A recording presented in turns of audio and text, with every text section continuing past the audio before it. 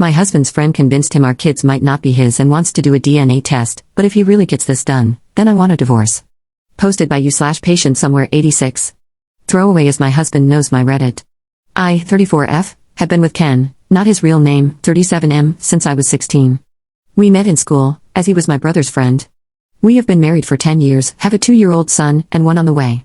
Ken has always been my person, the one I can't picture life without, and I honestly can't remember not loving him.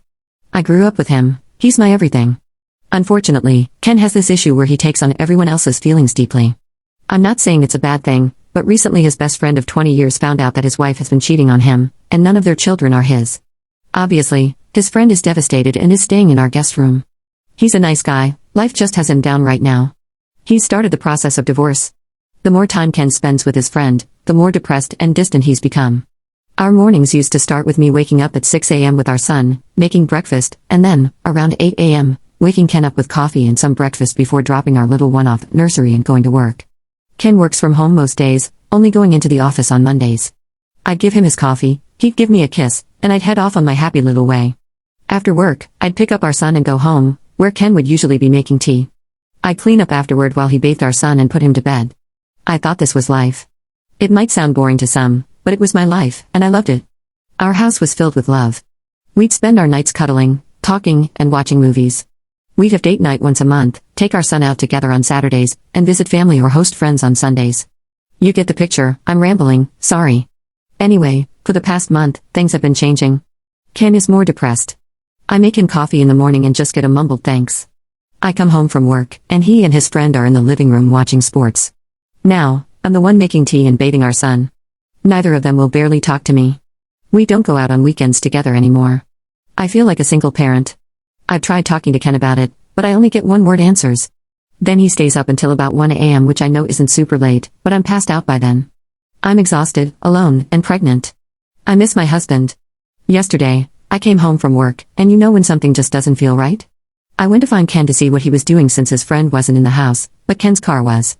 He was in his office looking up DNA kits for our son.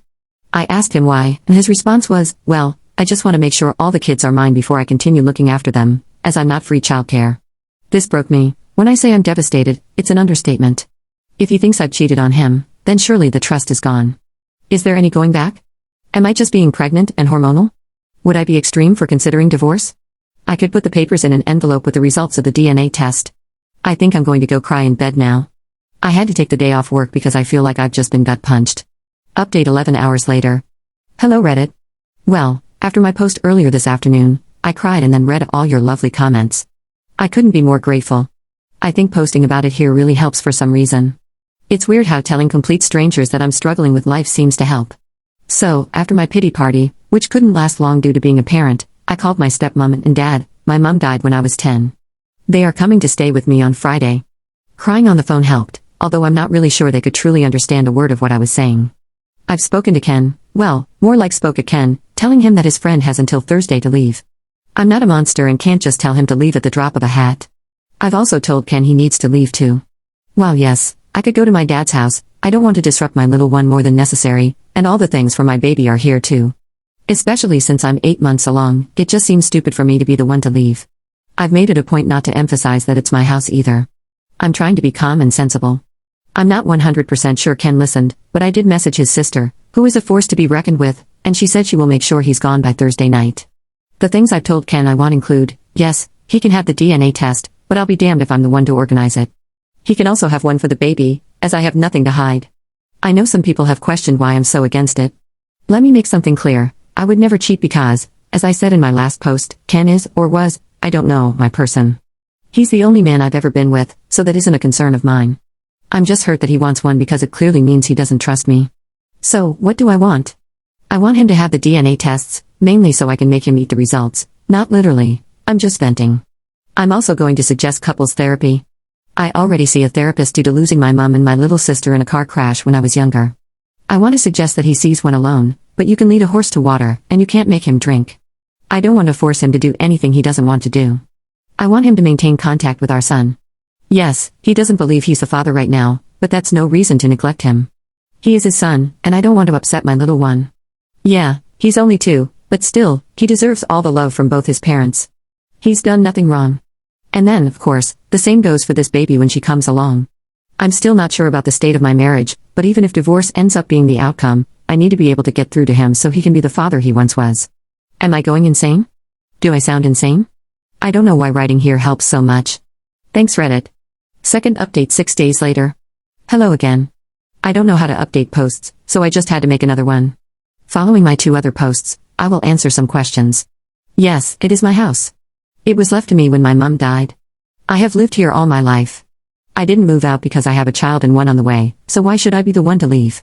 I understand that some people believe I was wrong for asking him to leave, but as I was heavily pregnant, have a toddler, and it's my house, I wasn't about to leave. Yes, he could have stayed, but have you tried living with someone who just wants to argue or not talk at all? I'd prefer my child not to live in that environment, thank you. At the end of the day, I'm a mother first and a wife second. If you think that's harsh, then I don't know what to tell you. My children come first, period. Well, Ken's friend did leave the day I told him he had until Thursday. He wasn't happy about it and shouted some insults at me, which was amazing, not really. Ken's sister came and picked him up. I wish I could tell you what she said, but she didn't say anything in front of me, she just kept giving Ken death stares. We did get the DNA test for the little one, and Ken is the father, obviously.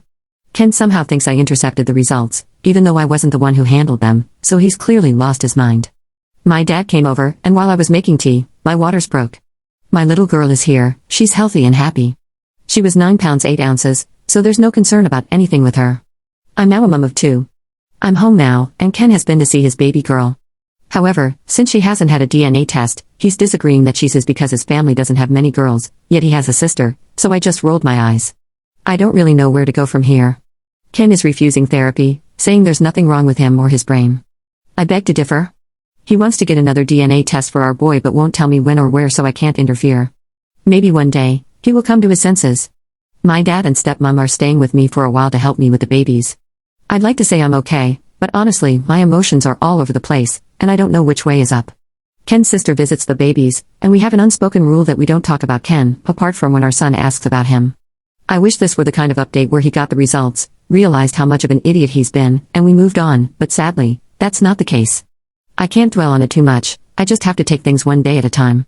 I do miss my person and worry that he's missing out on his baby girl's life already, which, if I think about too much, will just make me sit and cry, but I don't have time for that.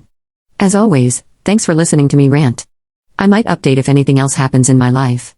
Right now, I'm still left wondering if I'm doing the right thing here. Is there anything I could do differently? Why are my kids so hard for him to accept all of a sudden? Third update 10 days later. Hello again, Reddit. Things have been bizarre, but now I have closure. I know what's happened to my marriage.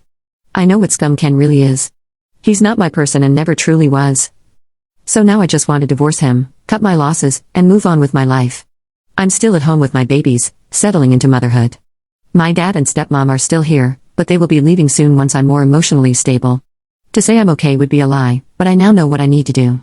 I have some sort of closure with Ken. I know what happened with him, and I know that it's not my fault. It turns out Ken was having an affair and has a baby on the way. Even typing that makes me want to throw up. I found this out when a visibly pregnant woman knocked on my door and asked me when I would be leaving the house, as it's Ken's house. When I say this confused the crap out of me, I mean it. I talked to this woman for a while to try to work out what she was talking about. It turns out that she's Ken's side piece. Well, technically, in her head, she's his fiancée. A month ago, Ken got down on one knee and proposed to her in my friggin' kitchen. Classy, right? So, they have been seeing each other for a while. She's having his baby. She believes I'm the ex-wife who Ken is letting stay in his house until I get on my feet. Apparently, we broke up a few years ago, and none of my kids are Ken's. When I go to work in the mornings, Ken goes to her house and works from there. They were waiting for marriage to move in together. How are you trying to marry someone when you are already married? Friggin' weirdo? I asked for proof of all this. She has pictures of them together. Apparently, she has an OF account where they make content together. I wanted to vomit. I told her we are still married and explained everything to her. I'm not sure what she's going to do. But hey, not my circus, not my monkey. Now, I want a divorce. Is it true that once you talk to a solicitor about divorce, they can't represent the person you're divorcing? I want to go around our town and meet with as many solicitors as possible since the first hour is free, so that he has a very hard time getting representation. Is that too petty? The house is in my name only and is protected, so there's no way he can take it. I have all my money, and we do have a joint account, but that's just what we put our share of household bills in. I haven't spoken directly with Ken. His family has completely cut him off, and he's been kicked out of his sister's house. To all those people who were concerned about him having a tumor or something wrong with his brain, I really don't think that's the case. I think his actions just caught up to him, as his lies were going to come out once his baby was born. I think that's what happened. He got backed into a corner and tried to fight his way out. Through the divorce process, I will get the court to do DNA testing so he has proof for both. Even if he chooses not to believe it. I'm mentally exhausted from all of this and am left wondering how I didn't notice. Might have to go for an eye test. But honestly, would I be so wrong for just making his life as difficult as possible when it comes to getting legal advice, or is that too far? I want him to suffer. Fourth update 1 year later. Well, hello there again, Reddit. I'm okay. I totally just forgot about my ramblings on here, lol. I'm doing okay. I'm officially divorced from Ken.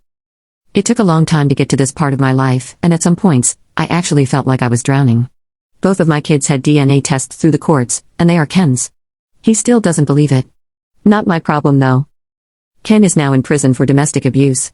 I'm not 100% sure about the details because I wasn't involved. It was his side piece.